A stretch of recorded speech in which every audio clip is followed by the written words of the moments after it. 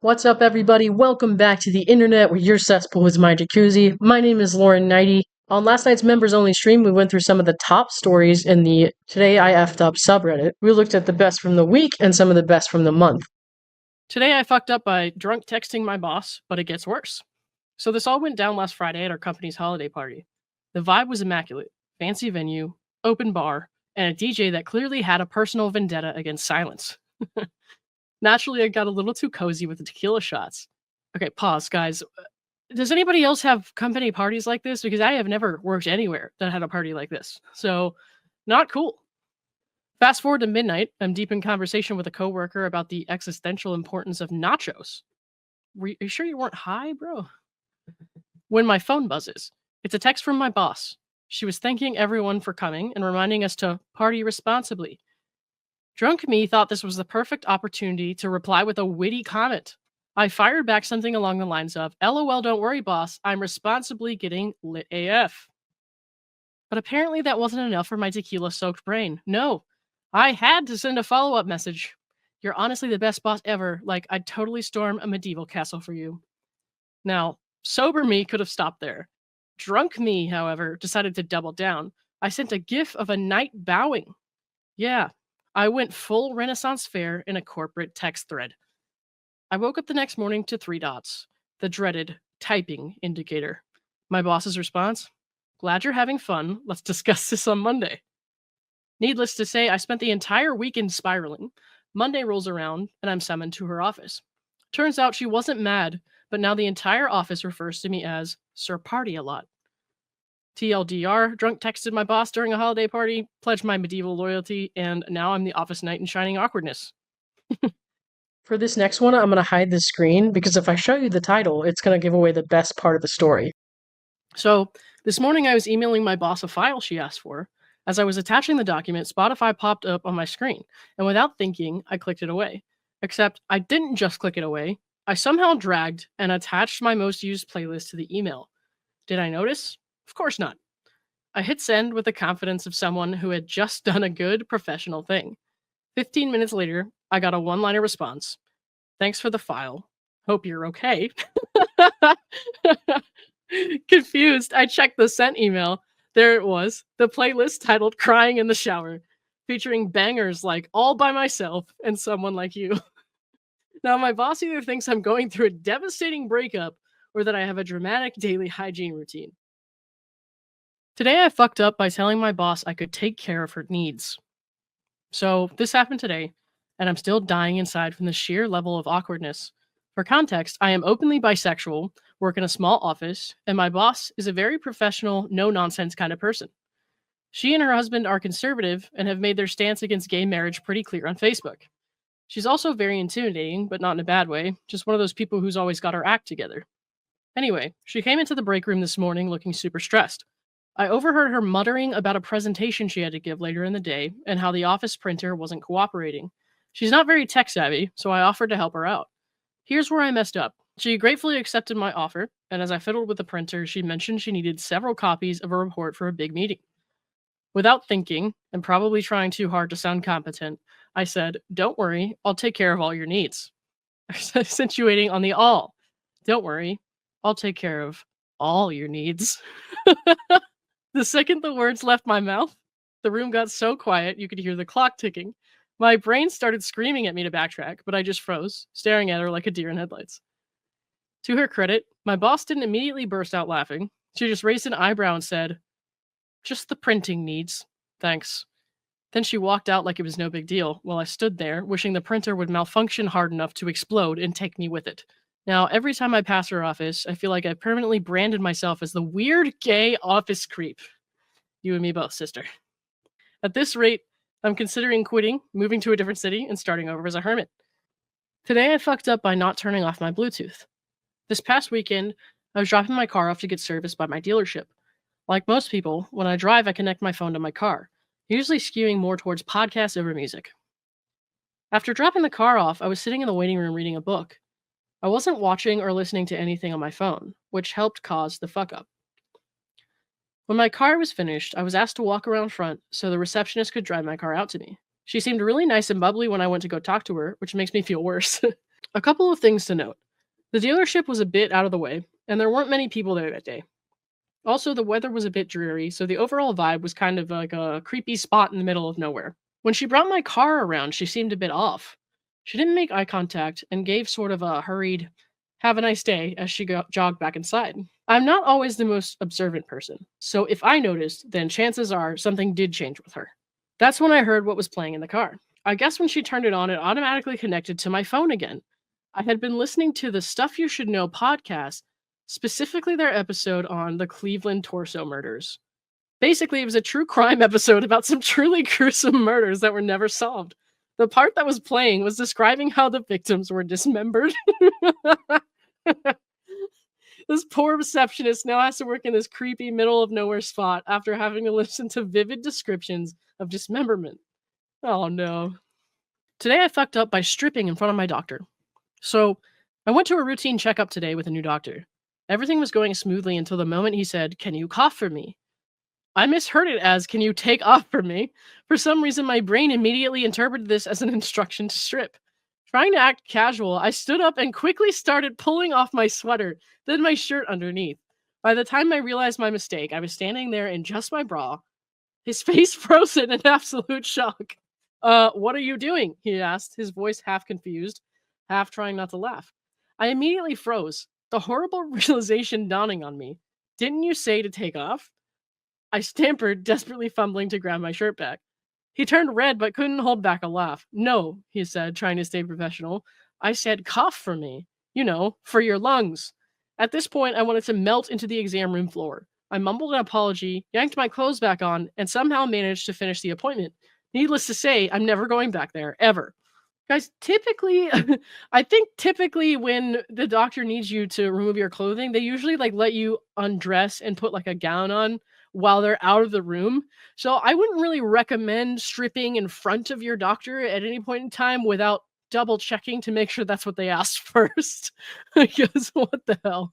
And then someone down here says, "No, no, no. I said I need to look in your ear, not in your rear." And then somebody responded, "I'm beginning to think my neighbor Earl isn't actually a medical doctor." All right, for this one again, I'm going to hide the screen so it doesn't ruin the story by spoiling it. So yeah, this happened earlier today and I still want to die. I'm 20 female and had to do this big presentation on Zoom for one of my classes. I was already nervous because public speaking freaks me out, but I had my notes ready and was just trying to get through it. About halfway through, my professor, he's this super serious older guy, stopped me to ask a question. I went to unmute myself, and instead of saying "yes, professor," my brain fully glitched, and I said "yes, daddy." The second it left my mouth, I just froze. The whole class went dead silent. Then someone in the chat was like, "No way," and people started spamming laughing emojis. My professor just stared at me for what felt like forever and was like, let's move on." I tried to play it off and keep talking, but I was so flustered I forgot half my points. People in the chat wouldn't stop. One dude literally renamed himself to Daddy on Zoom. I logged off right after because I couldn't deal with the shame. Now my group chat is roasting me nonstop. They're sending memes and calling me Daddy Girl. And I'm scared to show up to class next week. I swear I'll never live this down. Today I fucked up by accidentally booking myself on a 17-hour train ride because it was cheaper. So this happened last week, and I still feel like an idiot. I was planning a quick trip to visit my friend in a city about 4 hours away by train, and I thought it'd be fun to try out the scenic route. You know, maybe pass through some mountains, cute little towns, maybe even spot a moose. I've been working from home and thought the change of scenery could be refreshing. So I'm on the website, comparing train tickets, and I see an option that was way cheaper than the rest. Excited, I booked it without looking at the itinerary. It had the correct destination. Well, the day comes, the train departs, and within the first hour, I'm already starting to get suspicious. We pass through this super random industrial area, then loop back around to the starting station for some reason, and then we head out again in a totally different direction.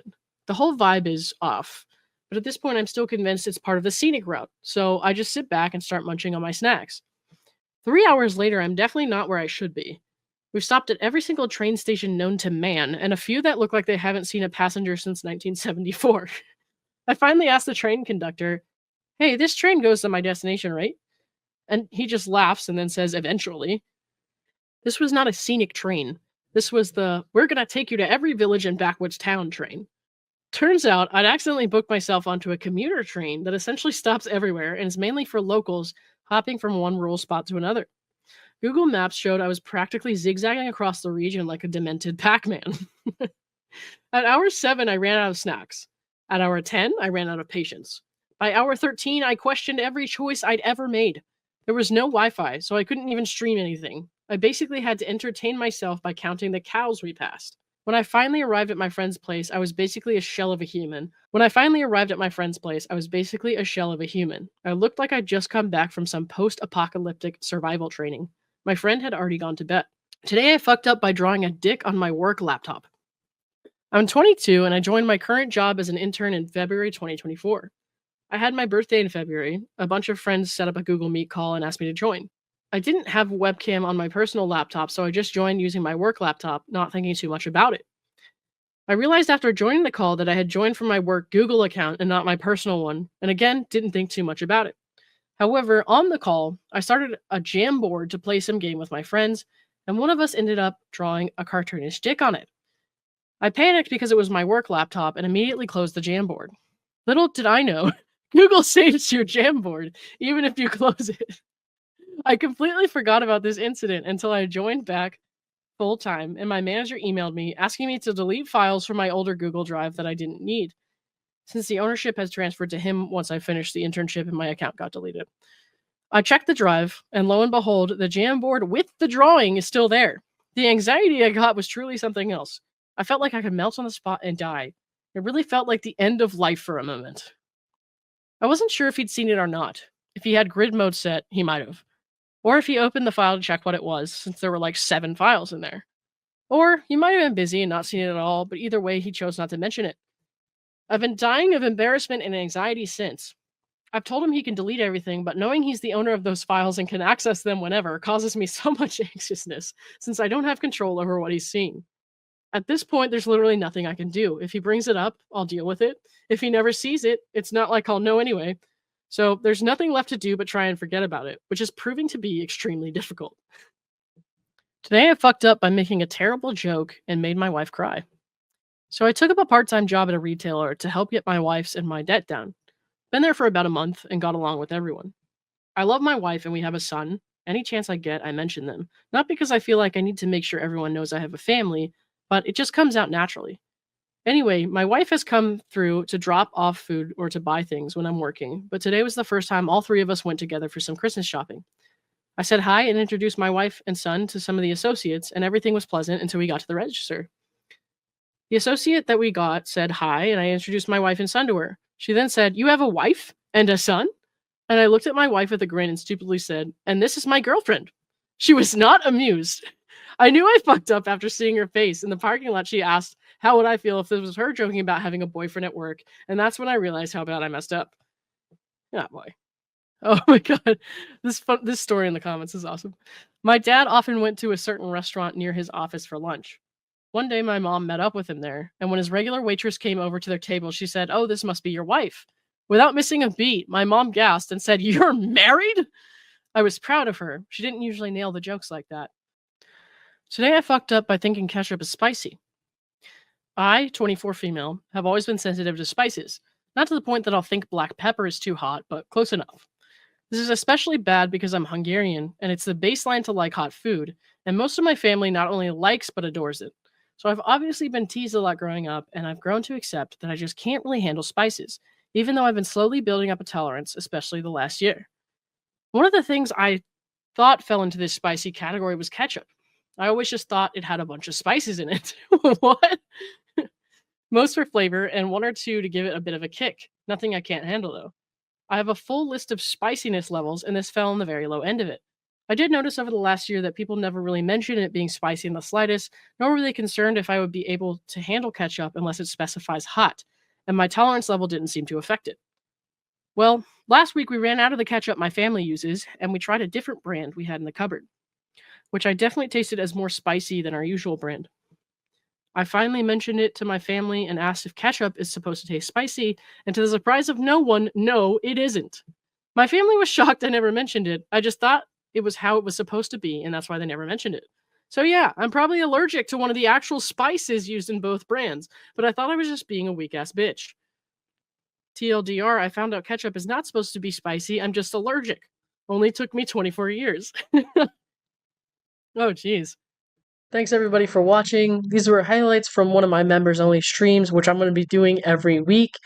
If you're a member of my YouTube channel or if you're a paid member on Patreon, you can access the stream. Just look for the post on my YouTube community tab or in the Patreon.